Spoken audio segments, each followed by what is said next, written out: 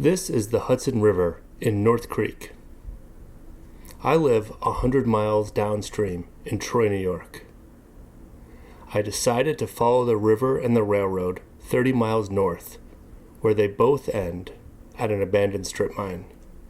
Between is a remote landscape, typically only seen from passing ore trains. The railroad made it to here in the 1870s. There was a turntable, so steam locomotives could be spun around for their trip south to Saratoga, and an engine house where they could be serviced. Between North Creek and Saratoga was operated as a tourist railroad for a few years, and I was able to ride along, see the Hudson, and photograph some trains at night. The line ended here in North Creek, right up until World War II, when a branch line was built from North Creek to Sanford Lake. I decided to walk north to the mine.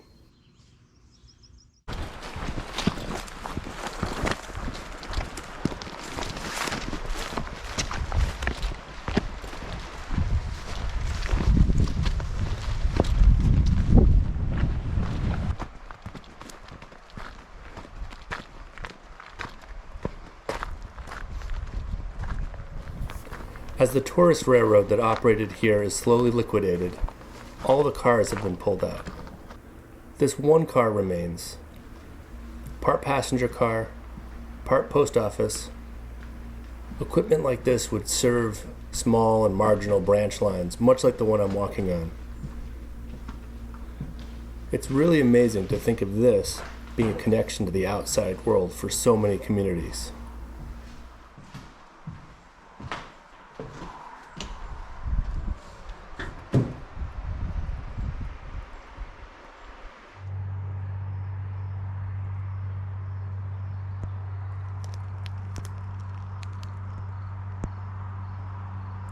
After my first mile of walking through the wet underbrush, I escaped to the highway. The river, the tracks, and the highway run within about 50 feet of each other for the first 5 or 6 miles of my trip. I thought I'd get a view from off the tracks while I got the chance. After being stared at by every single passing car, I left the road and got back onto the tracks. I'm always nervous at the edge of things like this, partly between the railroad landscape and partly between, the everyday landscape. I wonder, what if someone sees me sneaking through here, or I walk through someone's backyard? But either nobody saw me or nobody cared. Water was probably my most important piece of equipment. I figured I'd go through about 1 liter every 5 miles, and I planned to pick it up from streams along the way. On the south end, there was plenty of little streams, and everything went well. I brought a little UV light pen to sterilize the water and kill any bacteria or viruses that might be in there. I think, otherwise, the water's pretty safe to drink. These mileposts kept me company as I walked along, letting me know how far I'd gone and how far I had to keep going.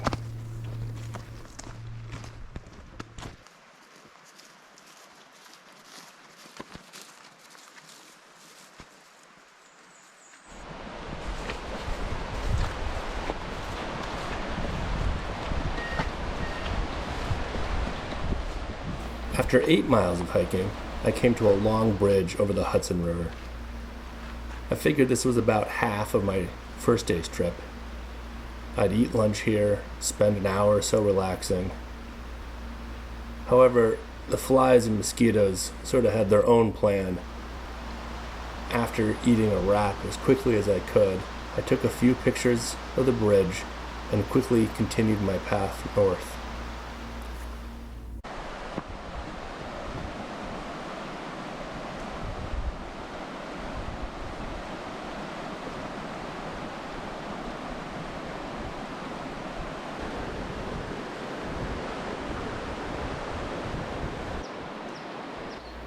After thinking about every railroad-themed after-school special, I made it to the other side. The Hudson would take the long way around, and the railroad takes a shortcut. I wouldn't come together with the Hudson again until I reached the mine. At this point, things started getting curvier, there was large rock cuts, and it really had the feeling of being in the mountains. And I could imagine long ore trains and their flanges squealing around the corners.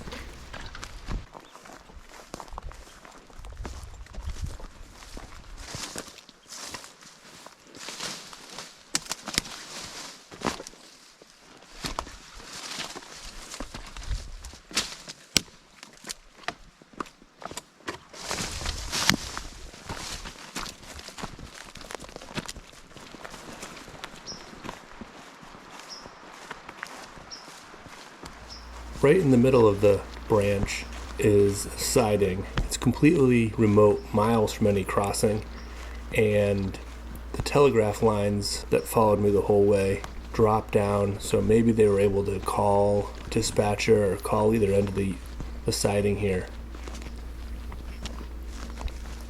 The railroad that last used this parked stored cars out here, and local civic leaders really objected to the idea of the Adirondacks being used for storage, and this really was an element that caused the railroad to pull out. After 15 miles, I started looking for a good place to camp.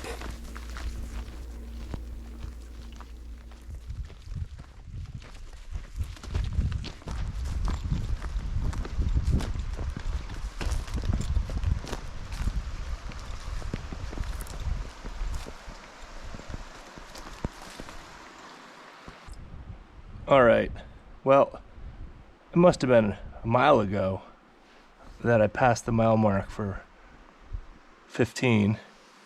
I don't know why the mile posts and what's on the bridges don't line up, but really good news. I'm halfway there, and I just crossed a road back over this way that is out of service. The bridge is out, but there's a state DEC campsite on it.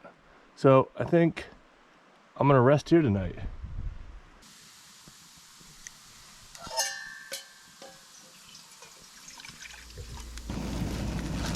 It probably doesn't much matter for a day or two in the woods what you eat, but I'm trying to make sure that I eat some vegetables while I'm out.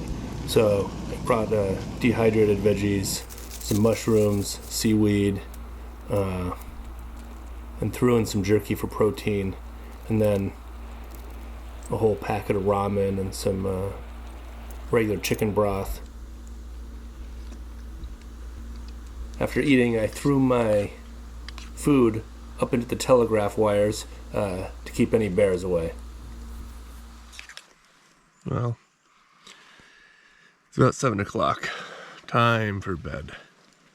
I'm tired.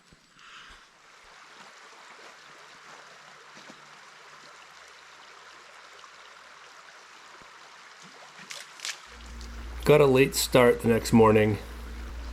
Weather was a surprise. It got down, well, it was 40 when I woke up when the sun was up, so it must have gotten pretty cold overnight. But after I finally got myself out of bed, loaded up on some more of this questionable water here, and made myself some breakfast.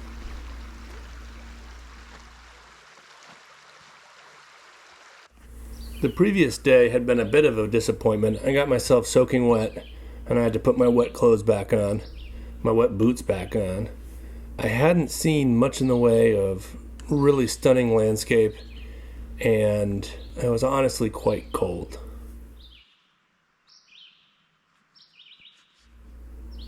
One of the biggest wins from the previous day, though, was realizing that I should be strapping my cameras onto the front of my bag. This way I could reach them without setting my bag down, rummaging through, pulling out the camera, and moving forward.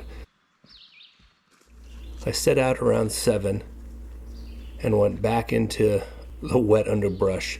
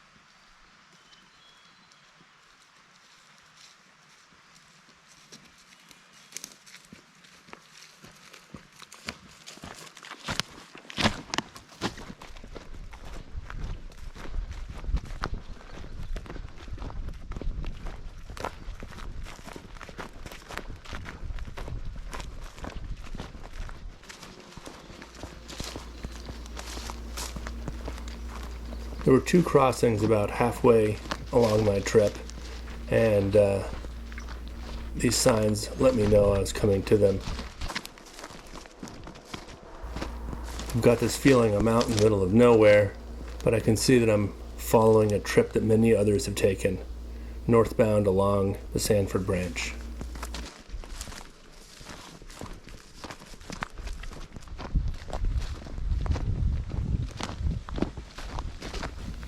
I think there was only 700 or 800 feet of elevation gain along all 30 miles of railroad, but you could tell that we were getting higher. The field was covered in lichen, but in 70 years, hardly any trees had grown up. The winters must be so harsh out here.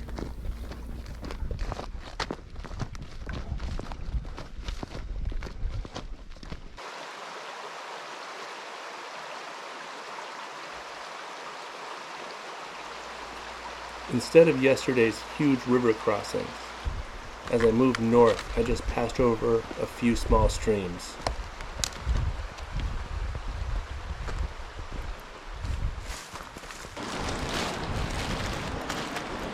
Day 2 lunch was much better.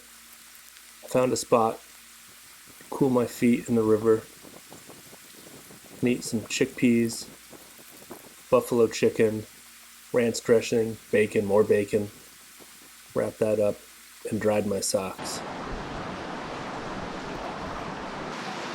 I was able to sleep out here for about an hour before continuing on the last stretch of the hike.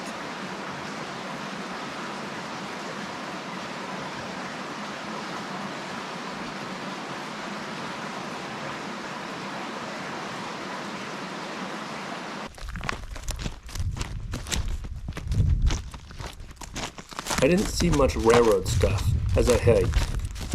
However, on day 2, I came across some broken couplers, some broken rail, and some broken brake rigging sort of strewn all over the ground, and I tried to imagine what had happened.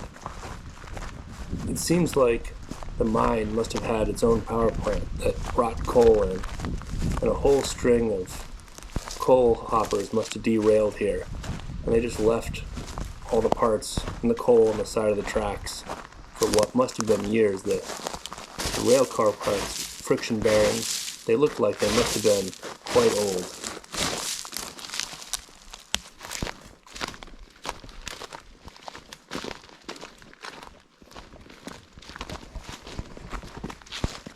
So in front of me is either Sanford Hill, in which case that's my destination, more or less, or it's Mount Adams, in which case it's really far away, but it's in line with my destination. I can't really tell, but I'm feeling close here.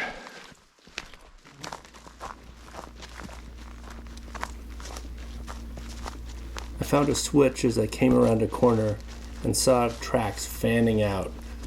I must be at the mine. There was a long yard out here, maybe 4,000 or 5,000 feet long.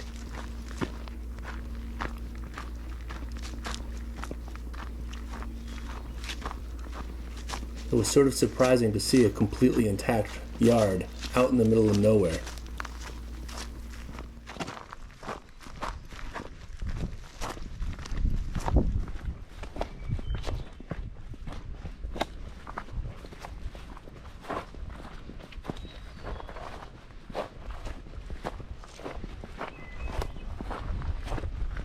The freight railroad that last ran this tried to take some of the mine tailings and load them out and ship them south. This huge pile was left over from that endeavor. Peeking out from behind the stone pile was an abandoned snowplow. I'm not sure why it got left here. It sits on the old lead to an engine house, and inside it retains many of its interesting details.